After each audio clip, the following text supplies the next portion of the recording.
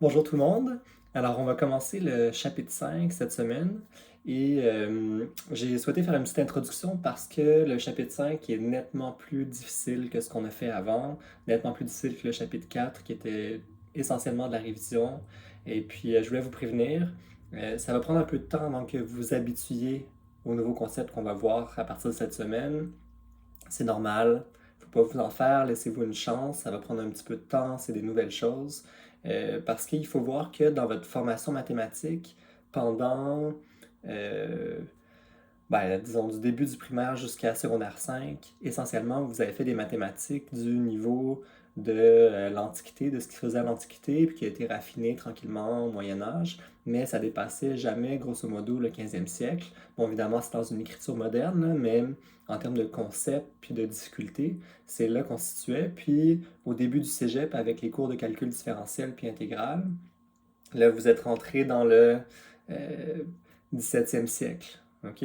Mais vous n'avez jamais fait de mathématiques contemporaines, là.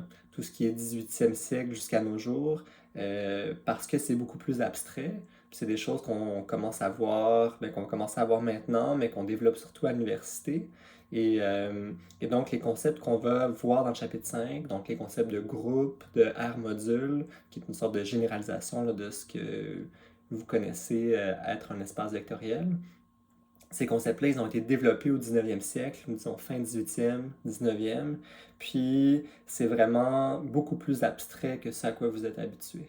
Okay, donc on va commencer dans cette vidéo-ci avec le concept de groupe, puis l'idée c'est de commencer à regarder la structure des objets, au lieu de faire toujours des calculs, ouais, de commencer à s'intéresser à, ok, c'est quoi la structure, c'est quoi les propriétés, puis c'est des recherches qui ont été vraiment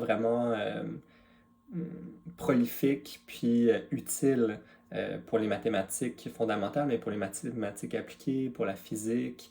Donc, il y a eu plein de conséquences extrêmement importantes pour la science, puis les connaissances de l'humanité au 19e puis au 20e siècle à cause de ces études-là.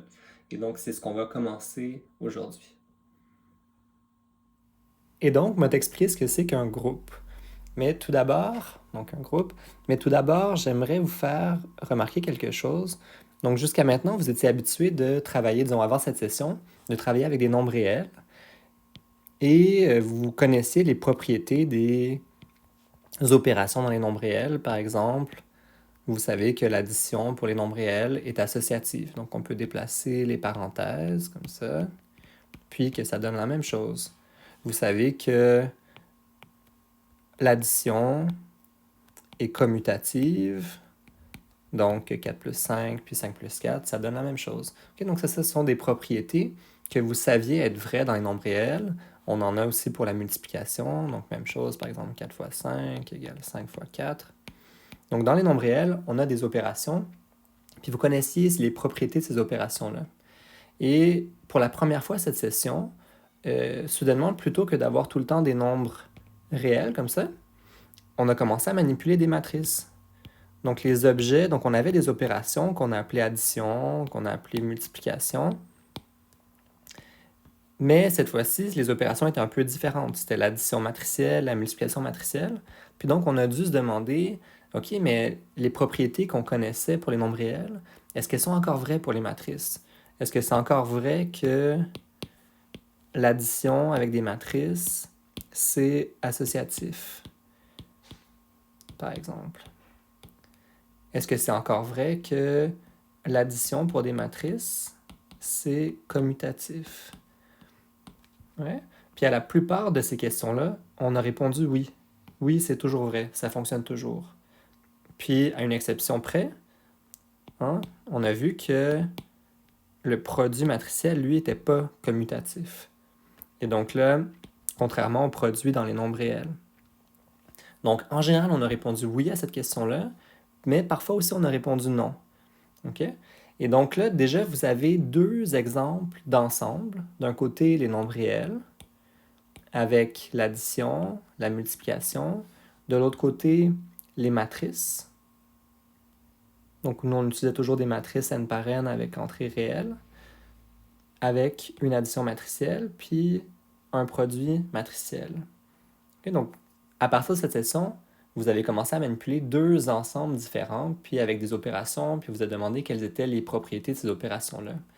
Mais les mathématiciens, à un moment donné, ont réalisé que c'était très important, en fait, d'identifier dans quel ensemble on travaille, avec quelle opération on travaille, quelles sont les propriétés de ces opérations-là.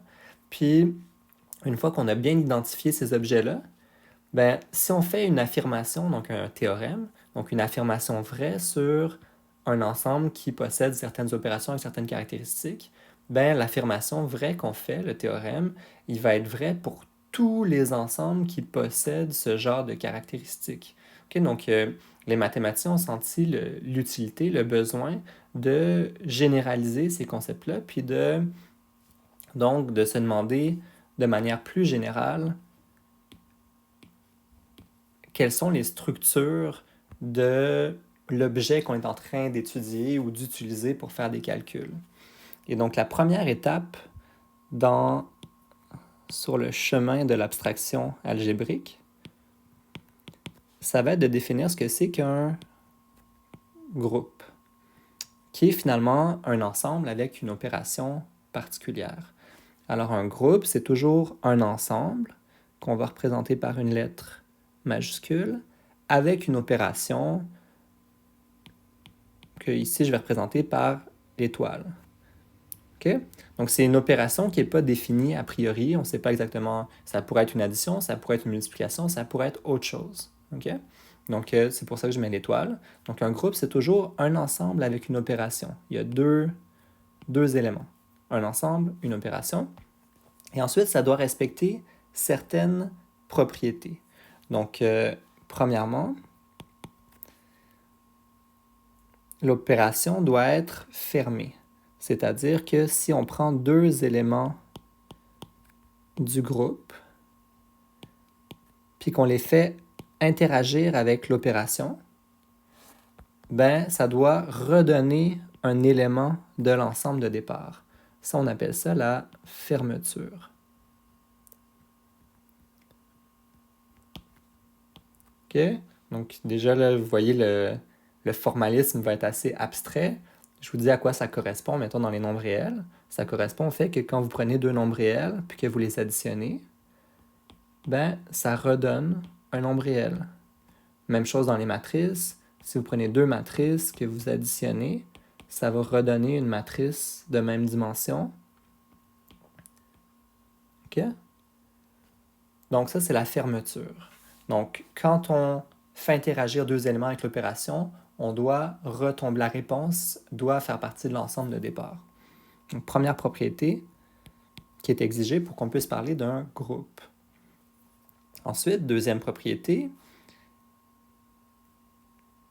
l'opération doit être associative.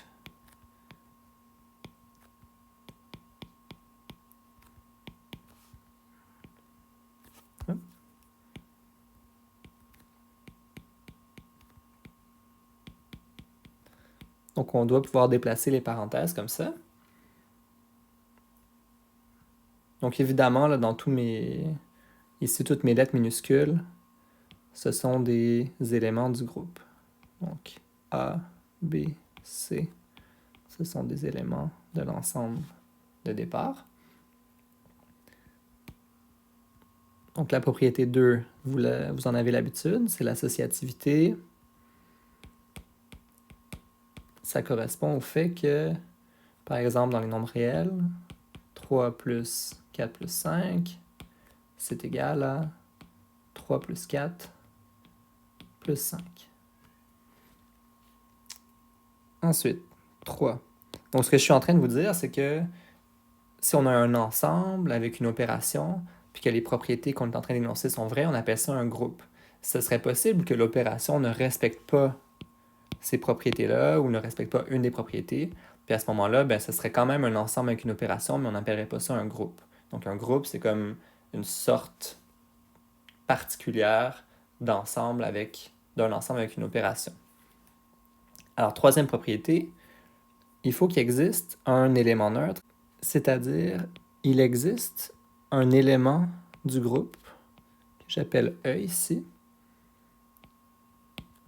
tel que Si on fait interagir cet élément-là avec n'importe quel autre élément du groupe, ça redonne l'autre élément en question. Peu importe, on met le E de quel côté. Donc, puis le E, ça représente ce qu'on appelle l'élément neutre. OK, ça correspond par exemple au 0 dans les nombres réels avec l'addition. Donc 0 plus n'importe quoi, ça donne n'importe quoi. Puis remarquez, l'élément neutre, il dépend de l'opération. Donc pour l'addition, l'élément neutre, c'est 0, mais pour la multiplication, c'est 1. 1 fois n'importe quoi donne le n'importe quoi. Okay? Donc il faut qu'il existe un élément neutre pour l'opération. Ce n'est pas nécessairement pour deux opérations différentes, ce ne sera pas nécessairement le même élément neutre. Ensuite,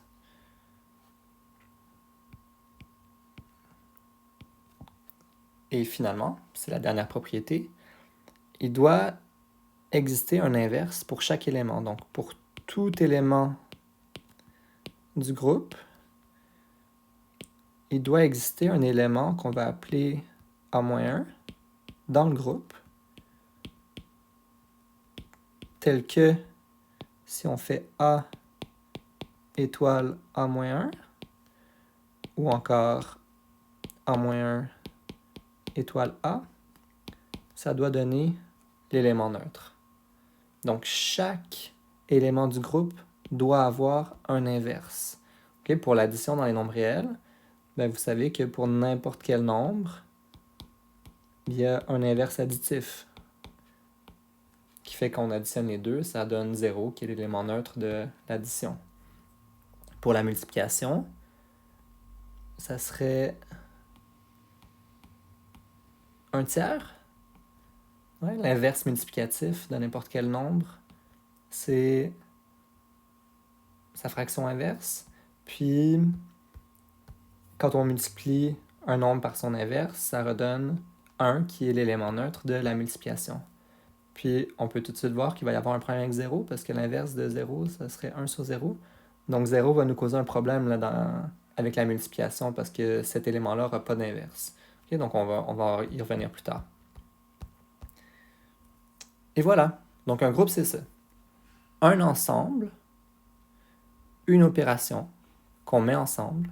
Puis si l'opération respecte ces 4 propriétés-là, donc fermeture, associativité, il existe un élément neutre, puis chaque élément du groupe a un élément inverse, ben à ce moment-là, on parle d'un groupe, effectivement.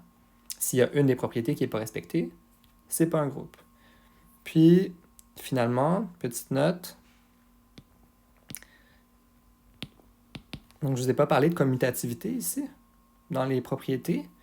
Si il s'avère que l'opération soit commutative, donc si A étoile B, c'est égal à B étoile A, comme l'addition puis la multiplication dans les nombres réels, à ce moment-là, on va dire que le groupe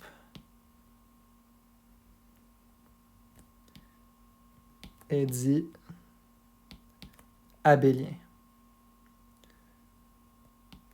Ou encore commutatif. Abélien ou commutatif, c'est la même chose. Okay? Donc c'est vrai pour l'addition avec les nombres réels. Donc c'est un groupe abélien. C'est vrai pour la multiplication dans les nombres réels sans le 0, là, pour la raison que j'ai souligné rapidement juste avant. Okay? Si on enlève le 0, les nombres réels avec la multiplication, ça va faire un groupe abélien aussi parce que la multiplication est commutative. Puis ensuite, qu'est-ce que vous connaissez d'autre comme exemple? Vous connaissez les matrices. Les matrices avec l'addition. L'addition matricielle est commutative. A plus B puis B plus A, ça donne la même chose. Donc ça va faire un groupe abélien aussi. Par contre, les matrices avec la multiplication matricielle, bien là, c'est pas commutatif. Okay? On va voir à quelles conditions c'est un groupe, mais ce qui est certain, c'est que ce ne sera pas abélien ou commutatif parce que la multiplication matricielle ne commute pas, en général. Ok, je vais vous donner quelques exemples parce que je suis conscient que c'est très abstrait tout ça. Puis c'est pour ça que je vous disais, le chapitre 5, là, on entre dans un nouvel univers. Laissez-vous une chance. Okay? Ça va être beaucoup de lettres au début, là, puis vous allez vous demander ce que veulent dire tous les symboles. c'est normal. Laissez un peu de temps à votre cerveau. On s'habitue à tout. OK? Alors, je vous donne quelques exemples pour que ce soit un petit peu plus concret, si c'est possible. Donc, des exemples de groupes. Par exemple, les nombres entiers avec l'addition. C'est un groupe. Donc, vous pouvez vérifier toutes les propriétés. Vous pouvez le faire sur une feuille si vous voulez. Toutes les propriétés que j'ai écrites avant, là, pensez-y, se respecter par les nombres entiers avec l'addition, par les nombres rationnels avec l'addition aussi, par les nombres réels avec l'addition. Donc ça, ce sont tous des groupes.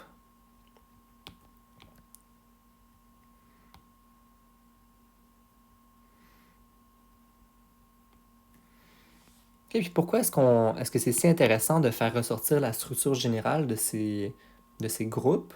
Ben, c'est parce qu'après ça, si on fait un théorème qui dit un groupe, ça respecte telle propriété, ben la propriété, elle va être vraie pour tous les exemples auxquels on peut penser.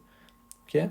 Donc, plus on est généraux dans notre formalisme, plus nos théorèmes sont puissants puis s'appliquent à beaucoup d'objets qui pourraient sembler a priori différents. OK, d'autres groupes? Donc, si on s'intéresse à la multiplication cette fois-ci, si on s'intéresse à la multiplication, bon, ben là, deux choses. Dans les nombres réels, donc comme on a vu à la page précédente, si on veut pour que ce soit un groupe, il faut que chaque nombre réel ait un inverse dans le groupe. On sait que l'inverse multiplicatif de 3, par exemple, c'est 1 tiers. Donc, on a besoin des fractions. Hein, si on avait juste les entiers, ça ne ferait pas un groupe parce que les fractions ne seraient pas dans l'ensemble. Puis à ce moment-là, il n'y aurait pas les inverses multiplicatifs. Donc, avec les entiers puis la multiplication, on ne peut pas faire un groupe. Donc, c'est pour ça que je pars direct avec les nombres rationnels. On a besoin des fractions. Puis, j'enlève 0 pour la raison que j'ai dit tout à l'heure. 0 n'a pas d'inverse multiplicatif. OK, ça, c'est pas défini. Donc, il n'y a rien qui fois 0 donne 1. 1 qui est l'élément neutre de la multiplication. OK, donc, ça ne peut pas fonctionner avec le 0 si on veut que ce soit un groupe. Donc, on a besoin des fractions. Puis, il faut enlever le 0. Alors, c'est pour ça que j'ai écrit ça comme ça, les nombres rationnels sans 0. Avec la multiplication, ça donne un groupe. De même, les nombres réels sans 0, avec la multiplication, ça donne aussi un groupe. Puis pour les raisons que j'ai dites, les entiers avec la multiplication n'est pas un groupe. OK, parce qu'on n'a pas les inverses multiplicatifs dans les entiers, puisqu'il n'y a pas les fractions.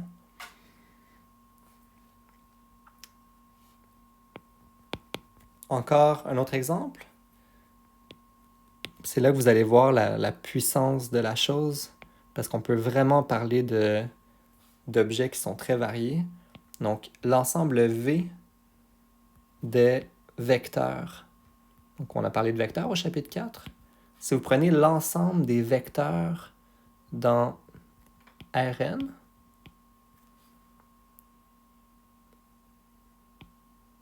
avec l'addition usuelle, donc l'addition vectorielle habituelle, ça forme un groupe.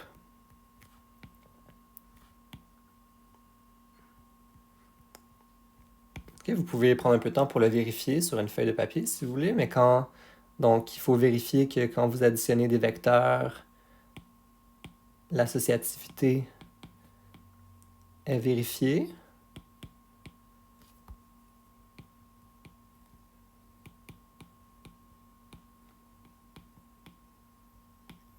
Il faut vérifier que vous avez la fermeture. Quand vous additionnez deux vecteurs dans Rn, est-ce que ça redonne un vecteur dans Rn? Ben, je pense que oui. Ensuite, l'élément neutre. L'élément neutre, ben, c'est le vecteur nul. Ensuite, l'inverse d'un vecteur, ben, l'inverse, ça va être l'inverse additif. Donc, le même vecteur, mais de sens opposé. OK? Donc, vous allez voir que tout est vérifié. Puis, c'est abélien aussi, parce que U plus V, c'est la même chose que V plus U. OK? Donc, voici des exemples de groupes. Puis, comme vous voyez, ça peut être des ensembles de nombres, mais ça peut aussi être des ensembles de vecteurs. On va voir que ça peut être des ensembles de matrices. Donc, ça peut vraiment être toutes sortes de choses. Et vous commencez à voir la puissance de ce formalisme-là. Et tous les exemples que je vous ai donnés ici, ils sont tous abéliens. Okay? Autrement dit, commutatifs. Donc, dans tous les exemples que je vous ai donnés, A plus B égale B plus A. Okay? Ou A étoile B égale A étoile A. B étoile A. Okay? Donc, peu importe l'opération qui est définie, que ce soit une multiplication ou une addition, dans tous les exemples, ça commute. Alors, voici ce que c'est un groupe, et c'est la première notion abstraite avec laquelle vous devez vous familiariser dans le chapitre 5.